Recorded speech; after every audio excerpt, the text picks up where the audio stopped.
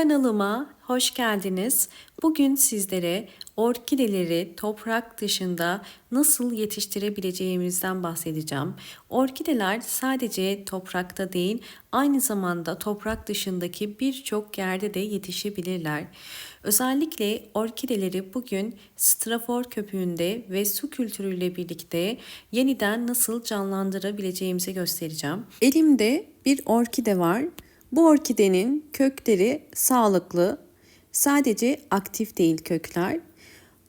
Orkide köklerini aktifleştireceğiz bu yöntemde. Bu yöntemi hem hiç kökü kalmayan orkideler için kullanabilirsiniz, hem de bu şekilde kökleri zayıf olan ya da sağlıklı orkideler için de kullanabilirsiniz.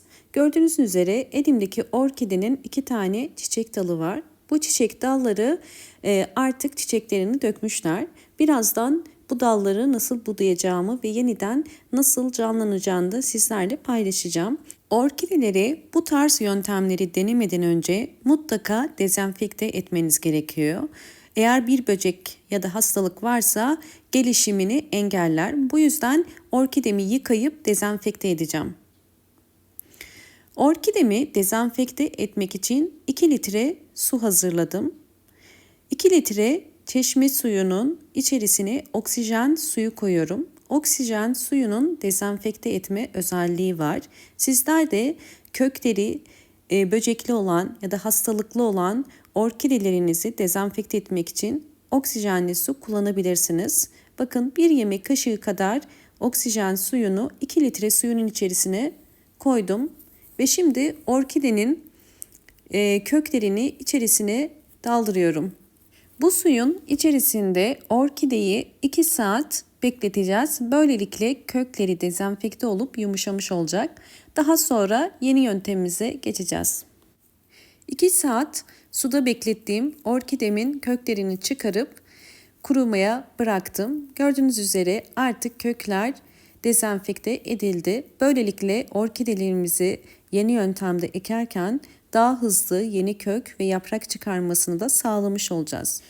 Evet, yeni yöntem için bugün strafor köpüğü kullanacağım. İhtiyacım olan bu şekilde bir strafor köpüğü ve bir cam şişe. Bakın, çok ince bu. Sizler isterseniz kalın olan köpükleri de kullanabilirsiniz. Şimdi makas ile bunu ince ince küçük parçalara ayıracağım. Böylelikle orkide toprağı yerine bunu kullanmış olacağız.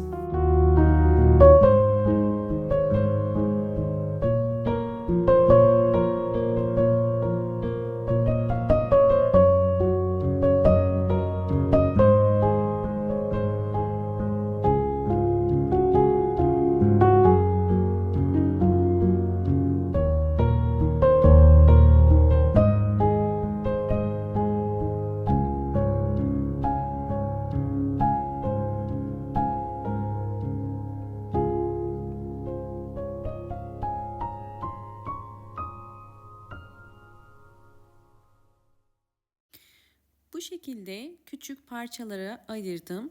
Şimdi orkide toprağı yerine bunu nasıl kullanacağımı sizlerle paylaşacağım.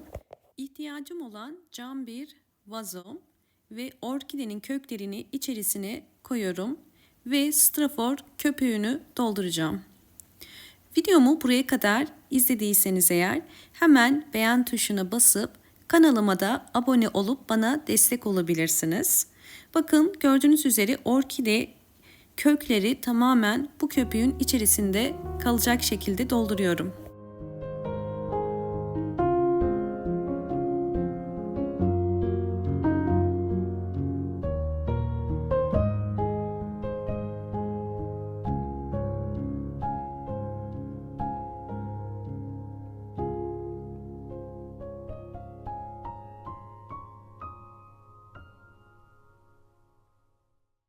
Evet, strafor köpüğüne orkidemi ektim. Ekerken dikkat etmeniz gereken püf nokta, orkide köklerinin bu şekilde dışa doğru gelmesi gerekiyor ve ışık alması gerekiyor. Bakın, en altında da kökleri var.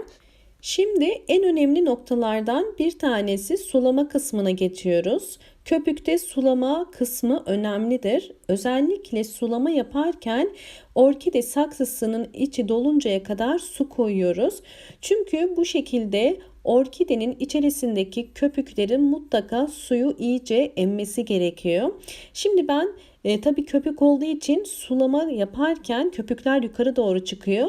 O yüzden köpükler çok fazla yukarı çıkmasına izin vermeden içine yeteri kadar suyu doldurmaya çalışacağım. Ve suyu doldurduktan sonra diğer önemli püf nokta, her sulamada mutlaka 30 dakika yani yarım saat böyle bekletmemiz gerekiyor. Yarım saat beklettim. Orkidemin, bakın üzerine özellikle de bir ağırlık koydum. Çünkü köpükleri yukarı çıktığı için yeterince suyu çekemiyorlardı. Ve bakın yarım saat beklettikten sonra şimdi orkidemin suyunu süzeceğim. Tabii suyunu süzerken bütün suyu süzmeyeceğiz. Çünkü orkidenin bu köpük içerisinde yaşayabilmesi için mutlaka normal su kültüründe yaptığımız gibi 2 parmak ya da 3 parmak kalınlığında saksının dibinde su kalması gerekiyor. Kalan su ile orkide kökleri sürekli suyu çekerek böylelikle orkidenin gelişimine destek sağlayacak. Bakın bu kadar suyu boşalttım ve şimdi size daha yakından göstermek istiyorum. Bakın bu şekilde gördüğünüz gibi en alttan bu kadar bir su kalması gerekiyor. Çok fazla su doldurmuyoruz. Normal su kültüründe olduğu gibi 3 parmak kalınlığında olması yeterlidir. Yakından göstereyim. Bakın bu şekilde strafor köpükleri suyun içerisinde bekleyince suyu çekiyorlar ve sürekli orkide köklerinin nemli kalmasını sağlayarak gelişimini desteklemiş oluyorlar. Son aşama olarak orkidemin çiçek dallarını budayacağım. Çünkü zaten bir dalında hiç çiçek kalmamıştı. Bunda ise bakın sadece 2 tane çiçek kalmış. Zaten bu da dökecek. En son çiçek çıkan boğumun hemen üstünden bakın kestim. En son çiçek çıkan dalın boğumundan kestik. Ve yine aynı şekilde bu diğer 2 çiçek dalını da keseceğim. Hemen size göstermek istiyorum. Bakın boğumun üzerinden hemen kesiyorum. Boğumlar önemli çünkü her bir boğum bizim için bir çiçek dalı demek. Tabii kestiğim yerleri toz tarçın döküyorum. Çünkü toz tarçın orkidenin dallarının eğer bir hastalık varsa bunu engelliyor. Aynı zamanda çiçek dalının kurumasını da engellemiş oluyor. Evet, bütün kestiğim yerleri bu şekilde sürüyorum. Evet, bundan sonraki çiçeğimin gelişim aşamalarını sizlerle gelişim gösterdikçe paylaşacağım.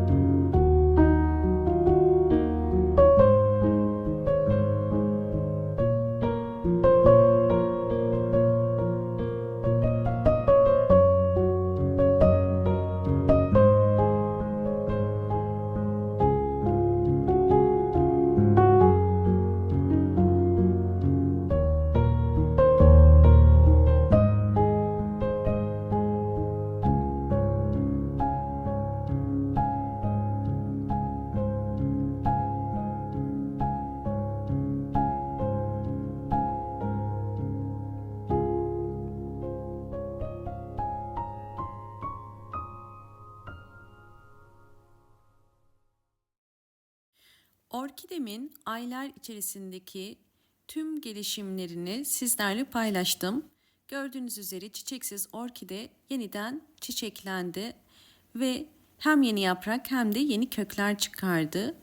Bu yöntemde mutlaka sonuç alırsınız. Bu yöntemde uyguladığım yine başka bir orkidem. Biraz daha kalın strafor ile uyguladım burada. Gördüğünüz üzere bu orkidemde bol bol yeni çiçek dalları çıkardı.